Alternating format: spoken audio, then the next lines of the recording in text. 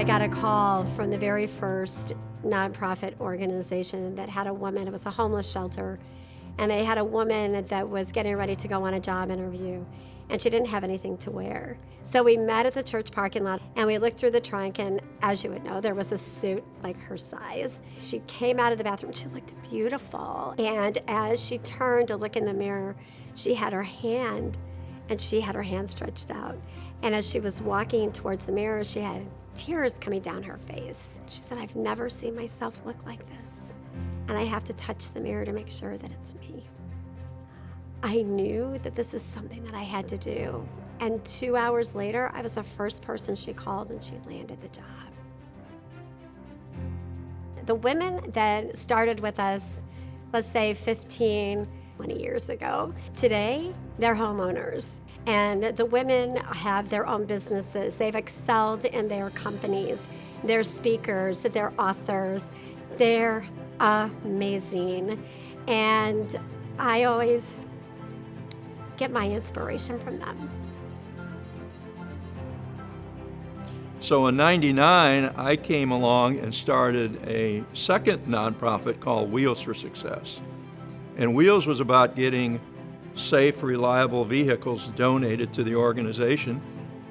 Connections was more than just merging those two together. It was really the beginning of building out what we call a holistic model that really helps individuals with all those steps along the way, from dependency to economic stability. Ironically, I'm probably one of the older people who've been connected to Connections to Success. So actually, when I started my banking career back in 1995, because someone was like, "Hey, you need to get a suit for your job at Bank of America," which was formerly known as Bowman's at the time. And I was referring to Connections to Success. So they actually gave my very first interview suit for my very first job that I got as a quote unquote adult. So I was on the board of Connections to Success for probably about 5 years, just really to encourage other women of color to join the board and really get introduced to what Connections to Success does and how it becomes very instrumental when you're younger, not being introduced to that environment. Thanks to Connections to Success, I really got my first suit or my first leap into the professional world. So for them to come back and say, "Hey, would you like to be a part of the organization?" Absolutely. The impact that Dress for Success and Connections to Success has had in Kansas City is that it's become a vital member of the Kansas City Social Services Network, and make sure that they do not turn anyone away. They don't close a file. And if someone comes through their doors seeking help, they're going to find a way to help them. After making some horrible decisions, I ended up in trouble, and upon release, Connections was just an incredible asset. I went through their class and it was job skills and reacclimation into society and those kinds of things. And Connection was just truly a catalyst for my success. That before I got with Connections, I had $35 in my pocket and nowhere to go. And you just wouldn't believe how things changed after that. The same employer that I'm with now, I got with Connections 18 years ago, and I got them through Connections. I'm still there and a manager there now for almost 17 plus years, and truly being a productive member of society and being able to give back. So I not only pastor a church here in Kansas City, but mentor, and I've gone inside institutions with Connections to help.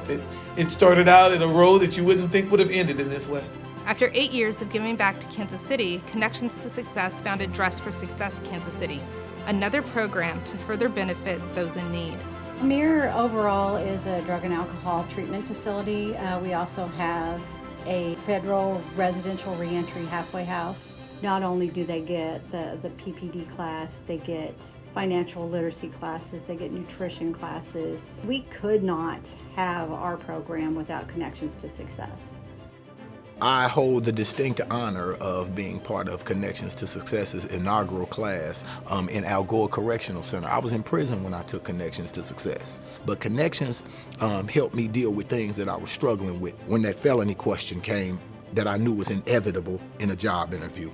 So I work for Connections to Success now. I am a certified peer specialist. What that means is I work with people who struggle with substance use, mental health. One of the things that we also do, we advocate to lower and ultimately remove some of those barriers that discriminate against convicted felons. Because if we constantly run into discrimination, right, and we continually hit a wall, then people give up, they get discouraged, and then they revert back to what they know and nobody is safe. It's everybody's job. We started working with Connections to Success in 2018 in the Wentzville School District. Our first school that we had them come into was Pierce Hall. If you can address their story, work with what they've got going, come up with ways to fix it, tell them that there are other ways, give them the resources, give them the ways out, and they're going to blossom.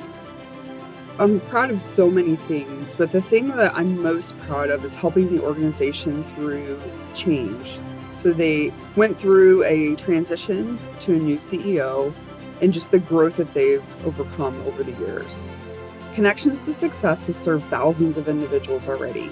Together, the organization's leadership, staff, volunteers, board of directors, and countless community partners will continue to provide hope, resources, and a plan to help thousands more overcome barriers and achieve their goals and dreams. Thanks to each of you for supporting Connections to Success. Your support and gifts make a difference in the lives of so many.